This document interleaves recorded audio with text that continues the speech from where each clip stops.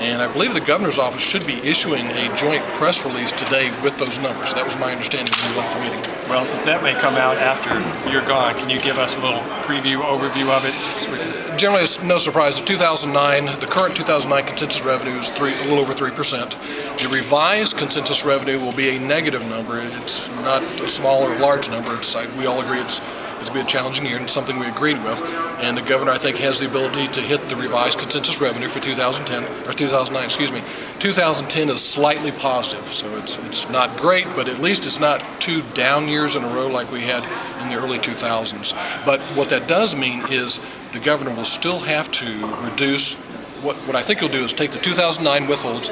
Those will not be restored in 2010, and he'll still need to reduce the 2010 budget by $400 million plus or minus, even with a slightly positive consensus revenue estimate. That's positive compared to the decline of this year. Right, because what happens is we come up with a revised consensus for 2009, and then that's the basis you calculate the percentage increase for 2010. So that's why I had to have the 2009 first, because that's the basis. So what is the projected negative decline this year and slight positive decline next year? It is, I'd rather wait for specific numbers for the press release. And the governor's estimate of the withhold for 2009 is about right. It'll be around $300 million plus or minus. So it's not order of magnitude off from what we've been talking about. Okay. We talk about 300 million withholds. Where do you think that's going to come from? I mean, where do you see any? Do you have $300 million? We don't have. Well, in 2009 we actually have 300 million, and that was what was left in the balance. Mm-hmm. So that's why for the current withhold is only about 300 million plus or minus, because the governor has some additional GR that we left on the table for that use. So that is, I'm sure the governor will be quite pleased that he can use the money that we left for him to help balance the budget versus having an even larger hole as most of our sister states have. But as far as the 2010, it's just going to be a challenge, given we have $8 billion in general revenue, and if you have to cut $400 million just as a number, that's about 5% if everything is on the table. So that's the challenge. If you start to take things off, that 5% for the remaining departments goes up and up and up.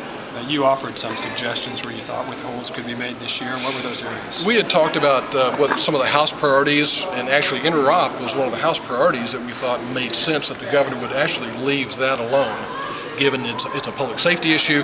What's going to happen in 2010 when the feds say everyone has to go to a digital system, just like they did with TVs this year? That day is coming where radio analog systems simply aren't going to operate. So we have a shrinking window with which to provide law enforcement and safety folks a system whereby they can communicate. So what areas did you suggest might be? We never got to that point. Senator Noller and I said we'd be happy to work with you, the governor, on coming up with some bipartisan withholds for 2010, and they never offered to have a meeting, so we never got to that point. What areas, you said you then suggested some priorities for the House, sort of areas that you would hope would not be withheld. Well, what areas were in that category? The interop was one, again, we think is very important, as Representative Bruns said, because of safety concerns for the state. The other is the Access Missouri, which is a point that I raised with the governor's agreement with higher ed.